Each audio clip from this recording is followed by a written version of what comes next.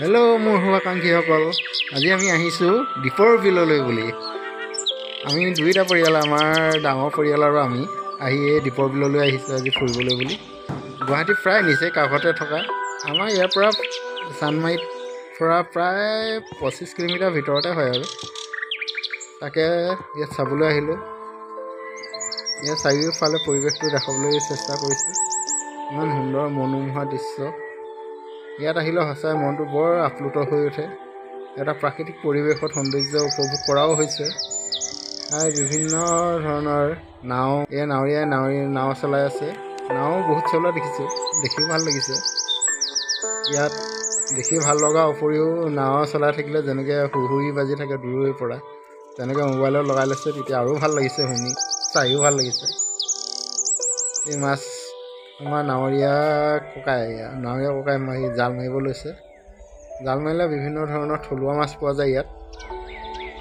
যেনে পুঠি মাছো পোৱা যায়, পুঠি, খলিহা, দৰিকণা, এইবিলাক সৰু প্ৰজাতিৰ মাছবিলাক সিহঁতে এই জালতে ধৰি নিজলৈ লৈ যায়। নিজৰ লোৱাৰ উপৰিও আমি এতিয়া আহোঁতে দেখিছোঁ ৰাস্তাৰ দুয়োপাৰে এই থলুৱা মাছবিলাক বিক্ৰী কৰিছে। খাবলৈ বৰ সোৱাদ বোলে। তাকে আমি এতিয়া ঘূৰি যাওঁতে লৈ যাম। এই দীপৰ বিলখনৰ আপোনাৰ গুৱাহাটীৰ দক্ষিণ পশ্চিম ছাইডত অৱস্থিত। ইয়াৰ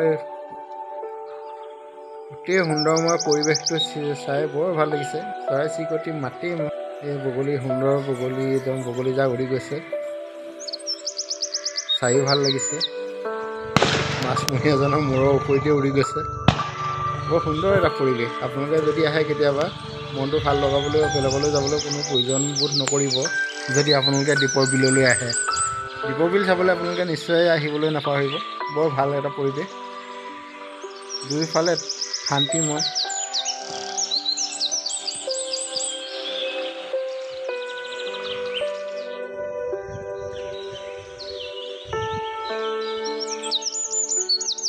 আমি এতিয়া মেইন দীপৰ বিললৈ নামিবলৈ ওলাইছোঁ। আমাৰ এইটো ডাঙৰ পৰিয়ালৰ, তাতে এইজনী মোৰ মানুহজনী। আমি গৈছোঁ এতিয়া চাবলৈ চাৰিটা পৰিৱেশ, চাৰিওফালে দেখাবলৈ চেষ্টা কৰিম। বা কি সুন্দৰ পৰিৱেশ, ব'লকচোন যাওঁ, ইয়াৰ পৰিৱেশটো উপভোগ কৰোঁ।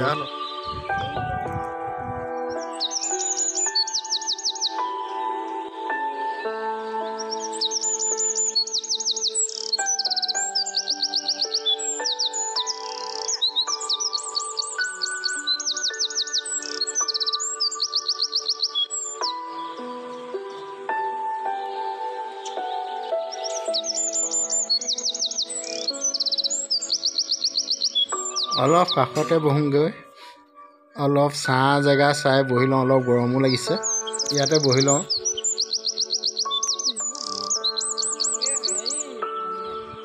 বহিবলৈ লোৱাৰ অলপ দূৰৈতে এজাক বগলী দেখিবলৈ পোৱা গ'ল। বগলী জাকক মোবাইলৰ কেমেৰাত ধৰি ৰাখিবলৈ চেষ্টা কৰিছোঁ।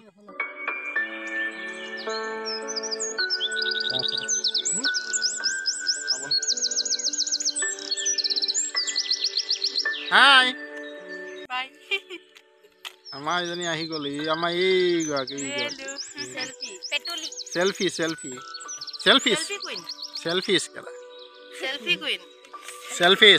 মই জোন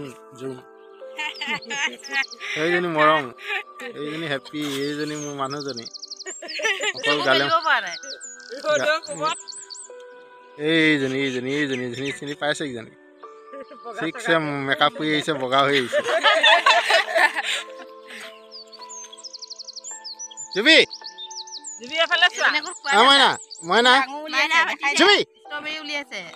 এইটো কাটো তেতিয়াহ'লে। এইজনী বৌ অকণমান বগা কৰি দিছোঁ, বৌ ইমান বগা নহয়, কিন্তু ইমান বগা নহয়, অকণমান বগা কৰি দিছোঁ। মানুহজনীৰ লগত থাকি আৰু কোলা হৈ গৈছে অলপ। মই বাৰু কোলাই বাৰু, তোমাৰ পেটুলা প্ৰদীপ কাইটি অকল শুবলৈ আহিলে গুৱাহাটীত, খাইছে শুইছে আৰু। এইখনে হ'ল দীপৰ বিল। দীপৰ বিল এতিয়া কি হৈ আছে নাজানো, কিহৰ বিল, মানুহৰ চানো দেখাই নাই। ৰাকেশিয়ানৰ দীপৰ বিল বুলি কয়, কোনখন নাচিছিলে সেইটো বিচাৰি পোৱা নাই এতিয়ালৈকে। বিচাৰিহে যাম আজি। সুন্দৰ আছে চাই লৈছো কি খাবি নো কি খাবি ইয়াৰ পৰা লৈ লৈ ৰাইজে খা দেই হেৰি মাছবোৰ নহয় লোকেলবোৰ ওলাই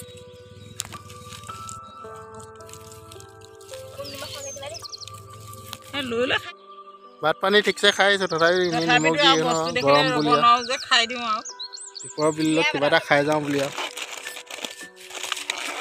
লোকে খোৱা বোৱাত ব্যস্ত আমাৰ জুই মইনা অকল বেগ খুচুৰাত ব্যস্ত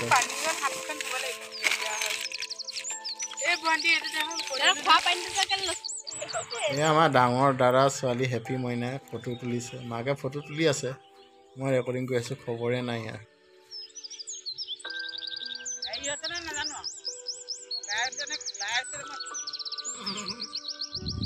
পৰিভ্ৰমী চৰাই এহাল দেখিলোঁ তাক মোবাইলত কেপচাৰ কৰি ৰাখি লৈছোঁ পিছলৈ ভাল লাগিব চাই এতিয়া লগতে আমাৰ এই ফেমিলি ফটো এখন মাৰি ল'লোঁ ৰেকৰ্ডিঙো কৰি ল'লোঁ অকণমান ফটোও মাৰি ল'লোঁ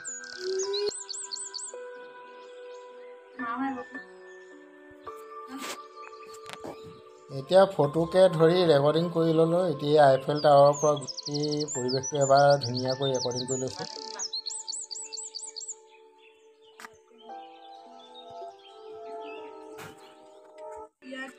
গোটেই পৰিৱেশটো চাই বৰ সুন্দৰ লাগিছে ওপৰৰ পৰা এই পৰিৱেশটো ৰেকৰ্ডিং কৰি লৈছোঁ আৰু ফটোত আপোনালোকে চাবলৈ পাব এই পৰিৱেশটো ৰেকৰ্ডিং কৰি আমাৰ ডাঙৰ পৰিয়ালৰ বৌ আৰু ডাঙৰ ছোৱালী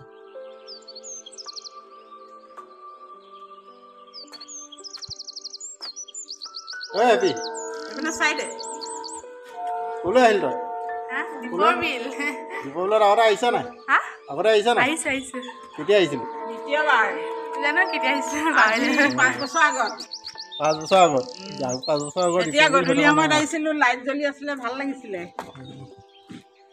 বহুত মাছ ওলাইছিলে এতিয়া তেনেকুৱা দেখা নাই পৰিৱেশটো এতিয়া অলপ বেলেগ দেখিছোঁ এতিয়া পৰিৱেশটো বেছি শুকান লাগিছে বহুত শুকাই গ'ল খৰালি দিনত শুকাই আৰু কিহৰ পা পানী জুবি হয় না জুবি চাওঁ মই না ক'লৈ আহিলোঁ হয় মই ক'লৈ আহিলোঁ জানো ক'লৈ আহিছোঁ দীপৰ বিল এই দীপৰ বিলত আমি আমাৰ পৰিয়াল ডাঙৰ পৰিয়াল আৰু একেবাৰে সৰু পৰিয়াল মাজৰকেইটা নাই মাজৰ পৰিয়ালকেইটা লখিমপুৰত সিহঁতি অৰিজিনেল দ্বীপত আছে কয়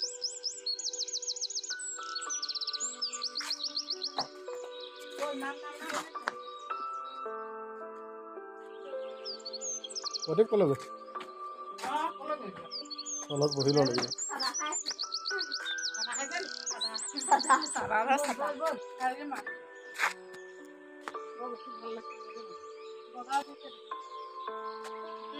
বেছি বগা দেখিব বেছি বগা উঠিব হেল্ল'